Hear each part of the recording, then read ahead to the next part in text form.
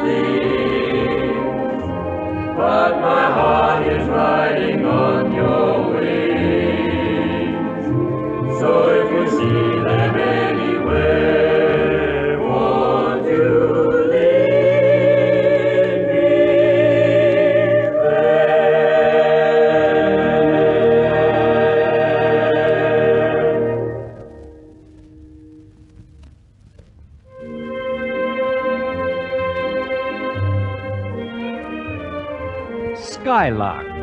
That certainly was a hit. The creation of two of the smartest boys in the whole world of songdom, Johnny Mercer and Hoagie Carmichael. We've already told you the Carmichael story, so the spotlight for this episode is on that successful vocalist, songwriter, business executive, Johnny Mercer. John H. Mercer was born under the sign of Scorpio on November the 18th, 1909, in the old town of Savannah, Georgia. He wrote his first song in his teens, but nobody was very interested in it, except, of course, Johnny. And Johnny was stage struck. So what did he do? He joined a theater group and finally landed a ham actor in New York. And it wasn't so long before Johnny found the going tough, for he landed in New York synonymously with the Great Depression, and he was out of a job, with 1 million others. Little did he know at that time that within a few short years, he'd collaborate with the great Jerome Kern himself in a hit number like Dearly Beloved.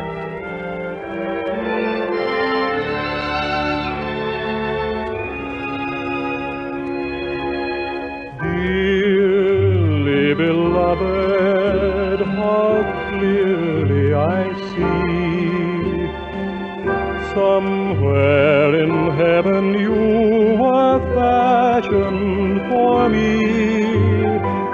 Angel eyes knew you,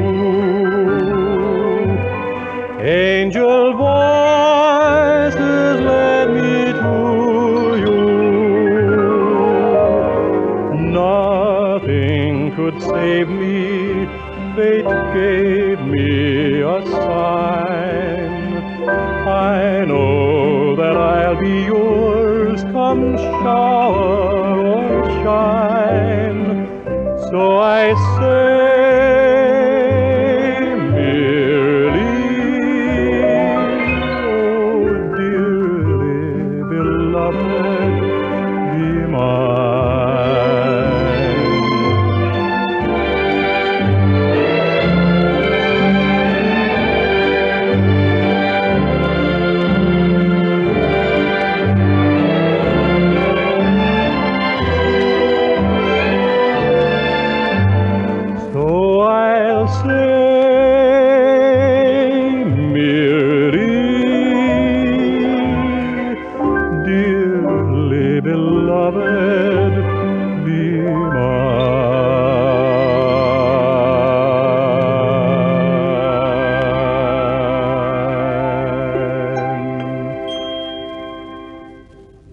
charming song, that.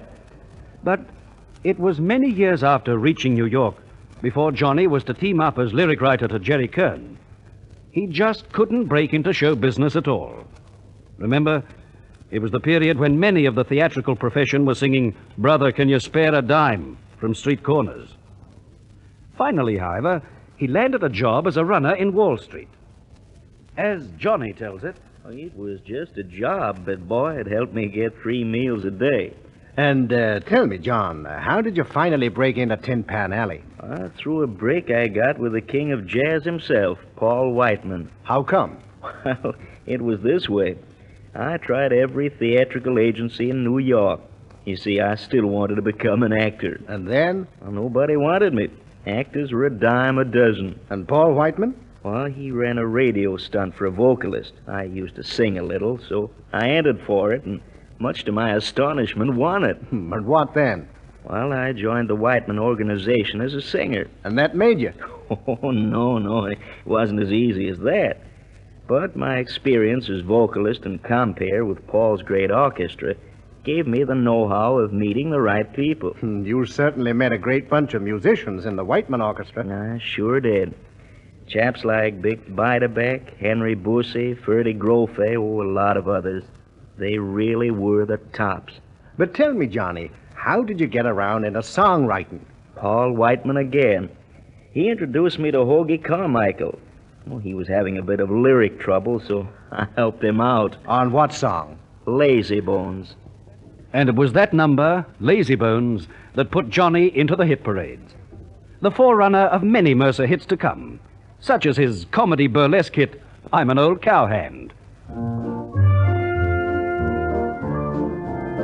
I'm an old cowhand from the Rio Grande, but my legs ain't bone and my cheeks ain't tan. I'm a cowboy who never saw a cow, never roped a steer 'cause I don't know how. Sure ain't a fixin' to start it now.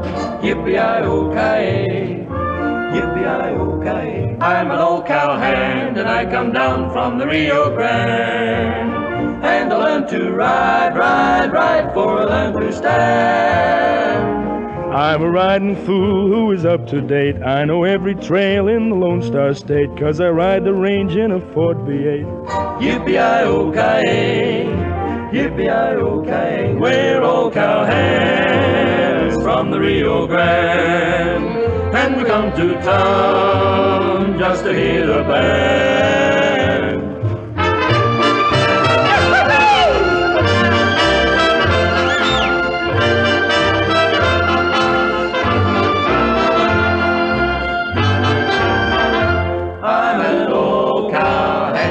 Rio Grande, where the West is wild round the borderland,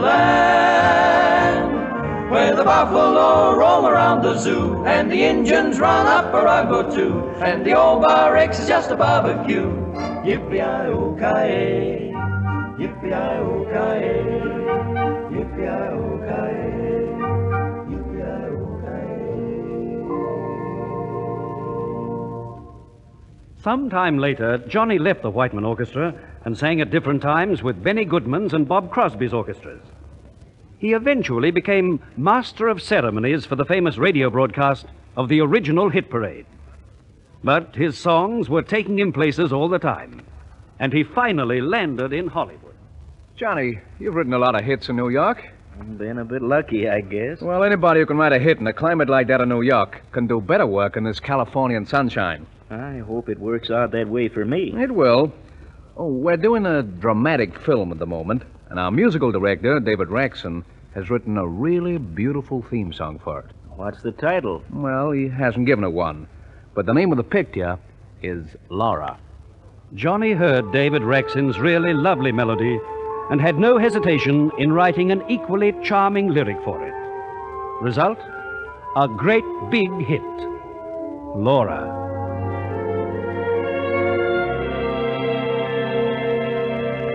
Laura is the face in the misty light.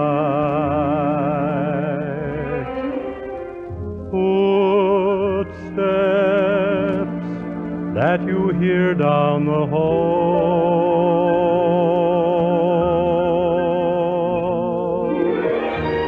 The laugh that floats in a summer night that you can never quite recall. And you'll see Laura on the train that is passing through. Those eyes, how familiar they seem.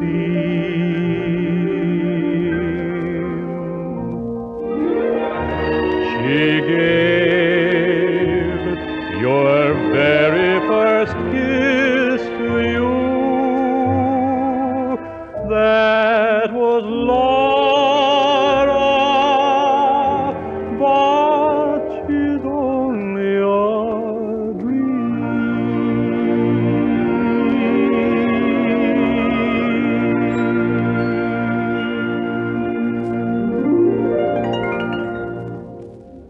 Mercer hit Hollywood like a hurricane and turned out a batch of hit numbers that were the envy of his contemporaries.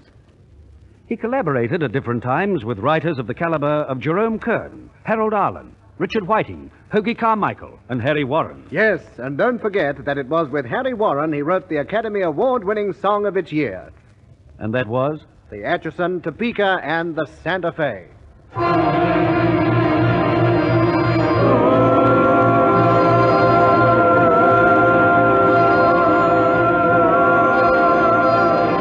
On the Atchison, Topeka, and the Santa Fe.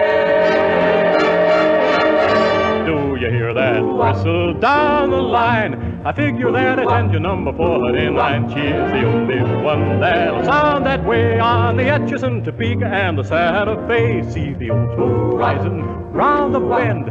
I reckon that she knows she's gonna meet a friend. Folks around these parts get the time of day from the Atchison, Topeka, and the Santa Fe. Here she comes. Ooh. Hey, Jim, you better get that rig. She got a list of passengers that's mighty big. And they all want lots to Brown's Hotel, 'cause lots of them were traveling for quite a spell, all the way from Philadelphia on the Atchison, Topeka, and the Santa Fe. Here she comes. Ooh. Hey, Jim, you better get that rig. She got a list of passengers that's mighty big. And they all want lots to Brown's Hotel, 'cause lots of them were traveling for quite a spell, all the way from Philadelphia on the Atchison, Topeka, Atchison, Topeka, on the Atchison, Topeka, and the Santa Fe.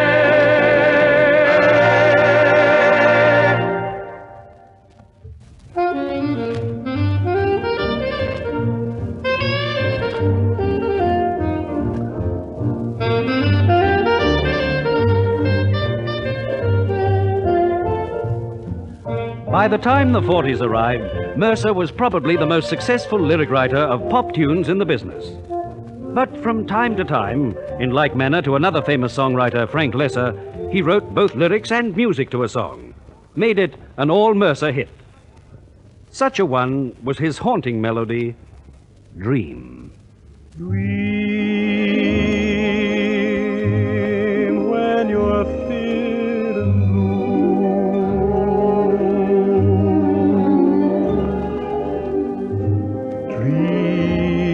Dream, that's the thing to do.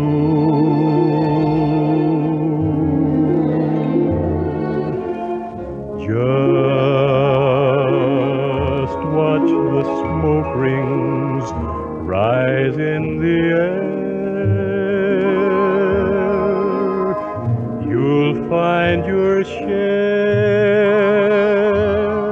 of memories there. So dream when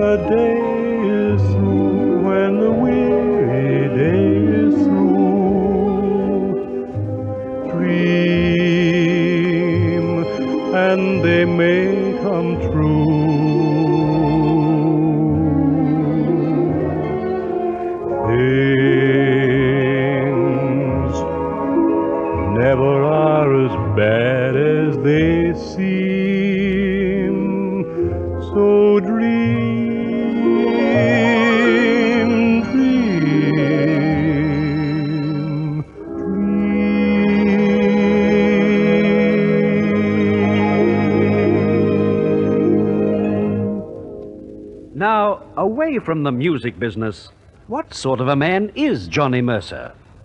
Johnny Mercer? Why, he's a regular guy.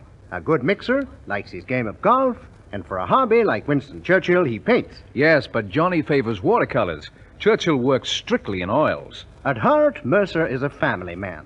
And when business permits, which isn't as often as he'd like, he has a whale of a time with his children, Mandy and John. His is a happy family life. Mrs. Mercer is a sweet girl, too. They were married, incidentally, in 1930.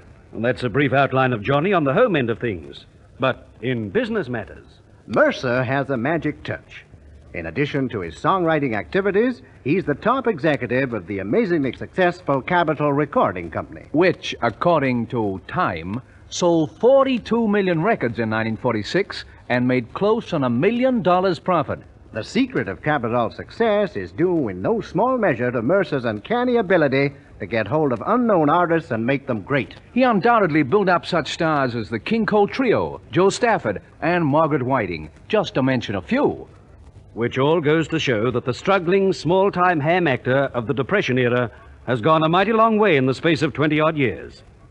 Yes, Mercer today is a successful man, both financially and socially. But he's remained unspoilt by his meteoric success. He still likes a laugh, and occasionally shares it with the world, such as when he wrote his comedy number on the striptease gals of the day, the strip polka.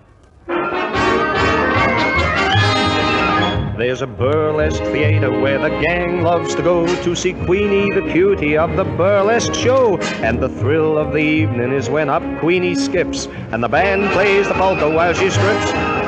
Take it off, take it off. Cries a voice from the rear. Take it off, take it off. Soon it's all you can hear. But she's always a lady, even in pantomime. So she stops, and always just in time. She's as fresh and as wholesome as the flowers in May, and she hopes to retire to the farm someday. But you can't buy a farm until you're up in the chips. So the band plays the polka while she strips. Take it off, take it off. All the customers shout, Down in the front, down in the front. while the band beats it out. But she's always a lady, even in pantomime. So she stops, and always just in time. Queenie, Queen of them all, Queenie. someday you'll fall. Someday church bells will chime in the polka time. Oh, she hates corny waltzes and she hates the gavotte. And there's one big advantage if the music's hot. It's a fast-moving exit just in case something rips. So the band plays the polka while she strips. Drop around, take it in. It's the best in the West. Take it off, take it off. You can yell with the best. Take her out when it's over. She's a peach when she's dressed, but she stops, and always just in time. That number was, of course, broad and bawdy, as Mercer intended. By way of contrast, take his recent number, Say When. It shows his terrific versatility.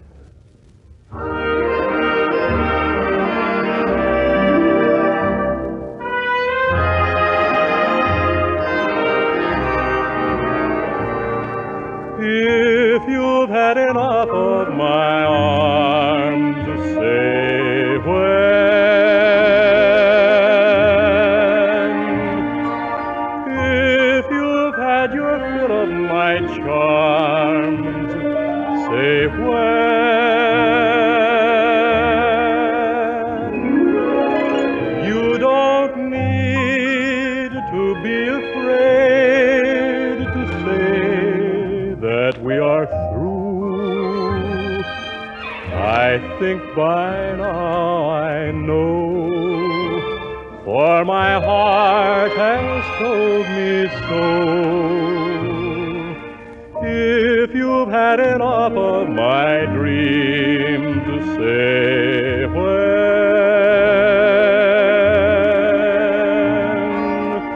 You had shattered all of my schemes, but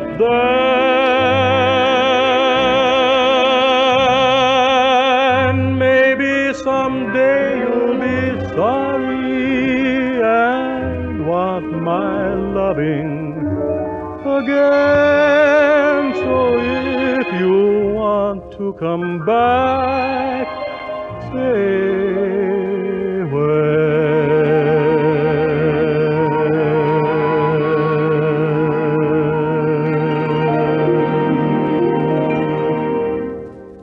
Yes, undoubtedly, Mercer, within a period of 20 years, has made a terrific impact on the music industry. His hits are legion. To remind you of a few. And the angels sing, Jeepers Creepers. Too marvelous for words. Accentuate the positive. And there were hundreds more. But one of his most memorable songs was a number which he wrote with Jimmy McHugh. In fact, an ideal song to have as a finale to the Mercer saga. The evergreen, You Were Never Lovelier.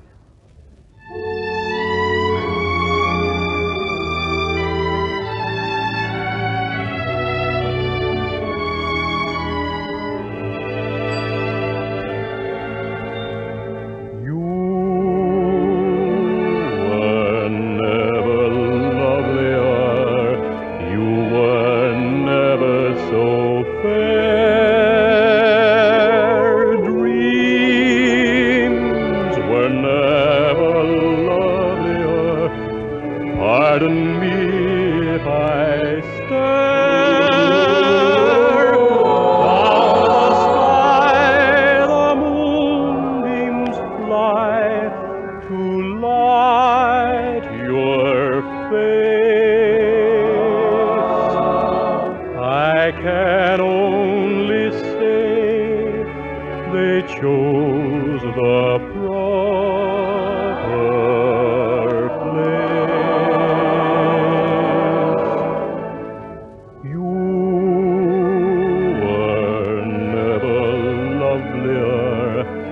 And to coin a new phrase,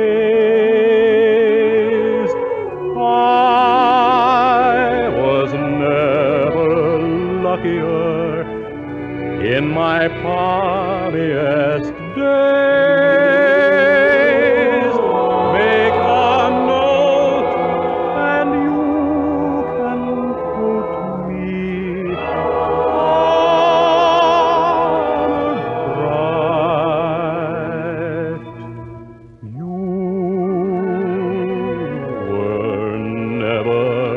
lovelier than you are tonight.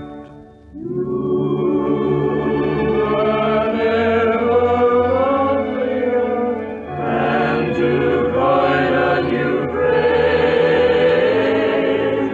I was never luckier in my palmiest days. Make a note and you can quote me.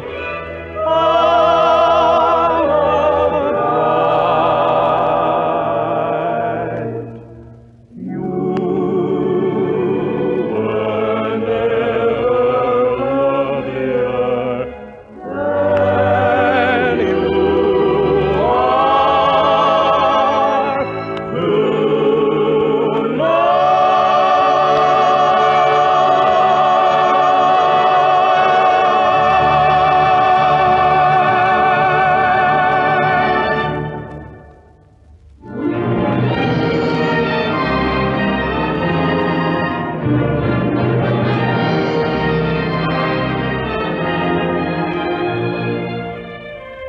And we come to the end of the life story of still another songwriter with a song in his heart. The days of Johnny Mercer were revived for you by John Gray, Don Moore, Dale Fenton, Eula Parker and her Parkettes, Max Blake, Horry Dargy and his quartet. Your compere was John Morgan. Orchestra and chorus under the baton of William Flynn. With the Song in My Heart was produced by Alfred Potter and scripted and directed by Jack O'Hagan.